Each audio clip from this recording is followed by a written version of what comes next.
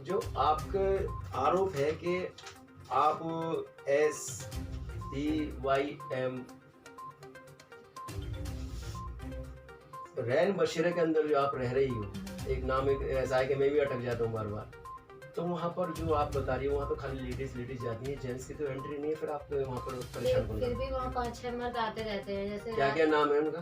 जैसे राजेश हैं, तो वो जो है वो गले लगाते हैं और पप्पी लेते हैं और कहते हैं कि कभी अकेले मिलना। और जो है वो सबीना के आदमी गफ्फार, वो भी कहते हैं कि आओ मेरी गोद में बैठ जाओ और जब मेरी बीवी चली जाएगी तुम्हारे साथ गलत काम करेंगे। और जो उनके दामाद हैं जो रोज़ आते हैं, उन्होंने कहा कि हमें नीचे का हिस्सा दे दो, हम तुम्हारे साथ गलत करना चाहते हैं। और भी 2 लोग आते तो हैं। आपने उनको विरोध क्यों नहीं किया? आप उनको लेडीज हैं, आप सेहत में सही हैं, आप उनको विरोध करती हैं, थप्पड़ मारती हैं, उनके ईंट मारती हैं, पुलिस में शिकायत करती हैं, हमने कहा तो उन्होंने हमें मारा, अंदर ले जाके। अंदर कैमरा नहीं लगा है, तो जहाँ औरतें कपड़े बदलती हैं वहाँ तो कैमरा लगा है, मगर फिर भी कैमरा ऑन नहीं करते हैं, सिर्फ अपना देख सकते, किसी और को नहीं दिखाते हैं। जैसे वहाँ कोई आता है तो हम लोग को पहले सिखा देते हैं कि तुम कुछ बोलना नहीं है। खाने पीने को भी बहुत सड़ा देते हैं, खाने पीने को नहीं देते हैं। और जो लोग पुराने हैं उनको कूलर, पंखा, खाना पीना सब देते हैं, और हम लोग अपना जैसे तैसे खा पी रहे हैं, मगर फिर भी सुकून नहीं है वहाँ पे।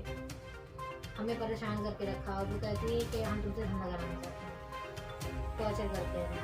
और वो जो तारा है वो रात तो इस तरह की और भी कोई लेडीज हैं जिनको वो बोलते हैं? हाँ, और भी लोग हैं, मगर उनको भगा दिया उन्होंने। क्या क्या नाम है उनके? वो नाम तो नहीं पता, मगर सब चली गई हैं, क्योंकि नाम सब यहाँ जो भी आती हैं तो अपने असली नाम नहीं बताती हैं। नमस्कार, अमन न्यूज में आपका स्वागत है और मैं हूं आपके साथ एम ए बर्ली। आज हमारे स्टूडियो में जो आई हैं बहुत ही परेशान, दुखियारी, अपनी इज्जत अपने परिवार वालों से बचाती हुई दिल्ली आई। कानपुर से दिल्ली तक अपनी इज्जत बचाती चली आई हैं, लेकिन यहाँ पर रैन बसेरे के अंदर जो उनके साथ घटना हुई है वो घटना की दास्तान वो खुद बताएंगे। लेकिन उससे पहले मैं आपको बताता हूँ कि ये एक ऐसे परिवार से आई हैं, इनकी उम्र 25 साल है और ये कानपुर से आई हैं। और कानपुर से इनके जो माँ हैं वो जो इन्होंने बताया है भीख मांगती हैं और बेचारे परेशान हैं, लाचार हैं, लेकिन ये अपने इज्जत बचाती क्योंकि इन्होंने आरोप ये लगाया है कि वहाँ पर काफ़ी लोग इनकी गंदी नज़र से देखते थे और उन्होंने यहाँ तक पीछा किया।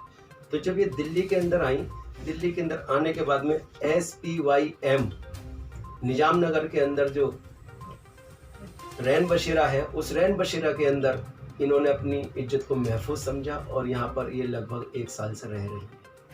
और इन्होंने अब आकर के वहाँ पर जो हालात देखे ये खुद बताएंगे, मैं लेकर के चलता हूँ। जी, क्या नाम है आपका? तो आप कानपुर से क्यों आई? हमारे घर वाले हम पे जुल्म करते थे, हमें मारते थे, हमारे तीनों सौतेले भाई गंदी निगाह डालते थे, और हमारी माँ उनका साथ देती थी, कहती थी कोई बात नहीं, बाहर ये बात नहीं जानी चाहिए। और हमारी सौतेली बहनें भी परेशान करती थी। किस तरह से परेशान करते थे आप? जैसे कि कहते थे चाहे किसी तरह से पैसा लाओ, मैं इसकी शादी नहीं होने दूंगा, मगर मैं ये यहीं रहेगी। मारते थे, कूटते थे, और मोहल्ले वालों के सामने आपने ये फैसला क्यों लिया घर से निकलने का? क्योंकि पूरे मोहल्ले वालों के सामने हमें मारा, और जो है हमारे बाल काट रहे थे, और जो है पूरे मोहल्ले ने बचाया। तो इसलिए हम अपनी जान बचाते हुए, इज्जत बचाते हुए यहाँ पे आए। दिल्ली कैसे आई आप? ट्रेन से। तो यहाँ पर आकर के आपने कैसे, आपको ये पता थी कि पहले आप दिल्ली कहाँ जाएंगे, निजामुद्दीन जाएंगे, कहाँ जाएंगे? नहीं, हमें कुछ नहीं पता था, हम बहुत परेशान थे। हमारे पास 500 रुपए थे, हम उसी से आए किराए से। और वो आपको अपनी इज्जत का, अपनी जान का जरा भी डर नहीं लगा? जब इज्जत घर ही में नहीं बचेगी तो बाहर से क्या है? तो वहाँ पे आपकी इज्जत पे किसी ने हाथ डालने की कोशिश की या हाथ डाला? नहीं, वहाँ किसी ने नहीं डाला। हमने रात का सफर किया और यहाँ हज़रत निजामुद्दीन 9:30 बजे उठे आए।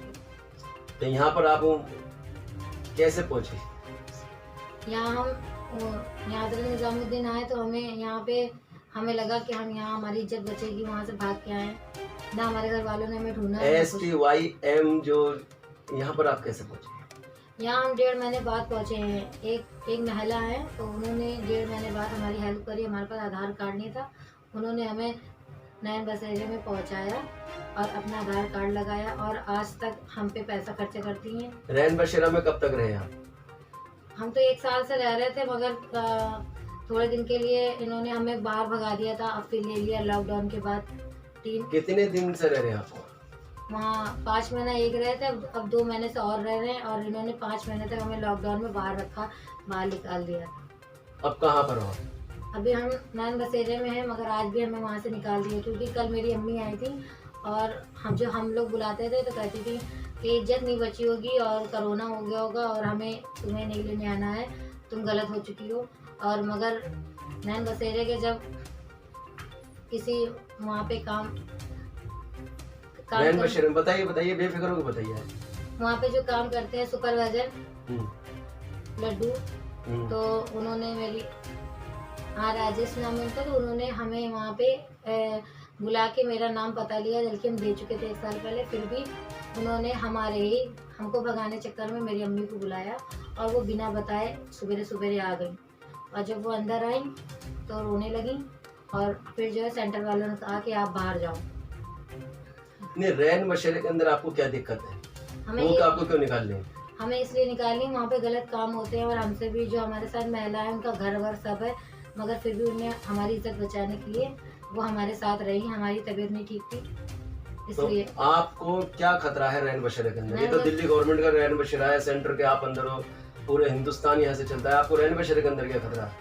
वो जो सबीना नाम की कैटेगर अपने आप को कहती है, मतलब गार्ड हैं वो हम पे जुल्म करती हैं, कहती हैं ये जो तुम्हारे साथ जो रहती हैं इसको निकालो और हम तुमसे गलत काम करवाना चाहते हैं। उनके आदमी भी गलत निगाह डालते हैं और राजेश भी गलत निगाह डालते हैं और भी लोग आते हैं वो भी गलत निगाह डालते हैं, तो कहते हैं कि हम तुमसे गलत काम कराएंगे, रातों में मारते हैं। तो आपने पुलिस में शिकायत क्यों नहीं की? यहाँ की पुलिस भी कोई नहीं सुनती, सब सबीना की सुनती है। आपने कभी शिकायत की? हमने एक पुलिस वाले से की थी, मगर उन्होंने नजरअंदाज कर दिया। किससे की थी आपने शिकायत? राकेश पुलिस वाले से कहा था हमने कि हमें नैन बसेरे में रखी, तो हम पार्क में रहे थे। तो अभी तक आप अब क्या चाहती हो? हम ये चाहते हैं कि हम अपने कानपुर नहीं जा सकते, क्योंकि हम इज्जत बचा के आए। अब हम 25 साल के हो चुके हैं, तो हम ये चाहते हैं कि हमें यही दिल्ली में रहने को मिले, कोई काम धंधा मिल जाए तो हम रहें, मगर यहाँ इतनी। कानपुर के अंदर तुम्हें कोई फोन किसी तरह को किसी ने, रिश्तेदार ने, पड़ोसी ने, किसी ने फोन हाँ किया? वो हमारी सौतेली बहनें और हमारे सौतेले भाई और हमारे मोहल्ले के लोग हैं, हाँ आलम नाम के, वो भी बहुत परेशान कर रहे हैं और हमारे साथ वाली को बहुत गंदी कह रहे हैं तुम धंधे वाली हो, तुम उसको भेज नहीं रही हो, जबकि वो अपना घर बार छोड़ के हमारी इज्जत बचा रहे हैं। आलम क्या लगते हैं तुम्हारे? आलम कोई नहीं है, पड़ोसी है। वो हम पे आपको बहन मानते हैं, बेटी मानते हैं, क्या मानते हैं? नहीं, वो बेटी नहीं मानते, वो भी गलत निगाह डालते हैं, क्योंकि कहते हैं जब तुम्हारे सौतेले भाई गलत है तो अम्मी डालेंगे ऐसे ही। तो आपने इसका विरोध नहीं किया? हमने अम्मी से कहा तो अम्मी सुनती नहीं, कहती आते हटाओ, मजाक कर रहे हैं। आपकी मम्मी क्या करती है? हमारी अम्मी कभी उनके लड़के 100-200 देके चले जाते थे, तो उसमें हम खाना बनाते थे, तो इनके लड़के आके खाते थे और उसमें हमें मारते थे, कूटते थे, पूरा मोहल्ला गवाह है। रहते कहाँ हैं आपकी मम्मी और आप लोग? मछरिया में, कानपुर में। कानपुर मछरिया में? हाँ। तो वहाँ पर पुलिस स्टेशन कौन सा लगता है आपका? यशोदा नगर, मछरिया और नवस्ता थाना चौकी। तो कभी आपने नवस्ता थाने के अंदर शिकायत की? हाँ, वहाँ एक बार हमने अपने भाई को दिया भी था, तो उन्होंने पैसे लेके 500 रुपए लेके छोड़ दिया था और कुछ नहीं कहा था। अभी तुमने कभी जल्दी में कोई नवस्ता थाने को कोई शिकायत, कोई फोन, कोई कुछ किया? हाँ अभी किया है, वो हमारी मदद करने को कह रहे हैं, मगर हम वहाँ जाना नहीं चाहते हैं। तो फिर क्या मदद चाहती हो आप? हम ये मदद चाहते हैं कि हम यहीं रहें या कहीं भी रहें, हम बालिग हैं, हम अपने घर नहीं जाना चाहते, क्योंकि जहाँ से निकले वहाँ दोबारा नहीं जाना चाहते। उन्होंने बहुत परेशान करके रखा, हमारी अम्मी भी हमें टॉर्चर कर रही है, परेशान कर रही है। जब आप यहाँ रहना चाहो तो आपके तो पूरा परिवार, खानदान सब आपको परेशान रहेगा, आप उनको उन परेशानी से कैसे? नहीं, हमारे घर में कोई नहीं है, सिर्फ हमारी अम्मी है और सब सौतेले हैं और हमारे पापा का इंतकाल हो गया, तो हमारी इज्जत को खतरा था, इस मारे यहाँ आ गए। साल भर से बहुत परेशान है, इस मारे नैन बसेरे में रहते हैं, वहाँ भी खतरा है, खाने पीने को भी कुछ नहीं देते हैं, दिन रात रोते रहते, मारते हैं, रातों में जगह के मारते हैं, कहते हैं ये जो तुम्हारे साथ वाले इसको हटाओ, इनके ऊपर गलत इल्जाम लगाते हैं, तो कहते हैं कि ये जो है ये धंधा कराते हैं। क्या आप पुलिस में जा करके इसकी शिकायत करेंगे? हम करेंगे, मगर यहाँ सुनते ही नहीं कोई। तो आपने सुनी इनकी दर्द भरी कहानी, किस तरह से ये परेशान है, लाचार है, बेबस है। माँ है बेचारी भीख मांगती है, पड़ोसी हैं गंदी नज़र डालते हैं, सौतेले भाई हैं इनका आरोप है कि वो भी गंदी नज़र डालते हैं और अपनी इज्जत बचाकर ये दिल्ली से कानपुर से दिल्ली आई हैं रैन बसेरे के अंदर, तो रैन बसेरे के अंदर भी इनकी इज्जत महफूज नहीं है। जब रैन बसेरे जैसे दिल्ली सरकार जिसका पूरा खर्चा उठा रही है, पूरी दिल्ली सरकार के अंडर में चल रहा है, पुलिस थाना बिल्कुल बराबर में है, वहाँ पर यहाँ पर ये सुरक्षित नहीं है, तो ये कहाँ जाए। सवाल यही उठता है कि इस तरह की ये औरतें, इस तरह की लेडीज़ हैं, इस तरह की बच्चियाँ और कितनी परेशान होंगी। ये देखने की बात है, हम सब लोगों को जागने सोचने की बात है और आपने आस-पास भी देखिएगा कि इस तरह कोई लाचार और बेबस परेशान बच्ची, महिला, बहन, माँ तो कोई नहीं है, उसकी आप भी मदद करें और मदद करने के लिए आपको जितना भी सहयोग चाहिए वो आप अपने इलाके के थाने से लें, थाने में संपर्क करें और थाने के बाद में फिर किसी संस्था से संपर्क करें और उतनी जितनी मदद हो सके वो करें। जैसे हम इनकी मदद करें, खबर चला रहे हैं और इनके घर तक मैसेज पहुंचाएंगे और इनको इंसाफ दिलाएंगे। मैं M A Bernie, Aman news आपके साथ।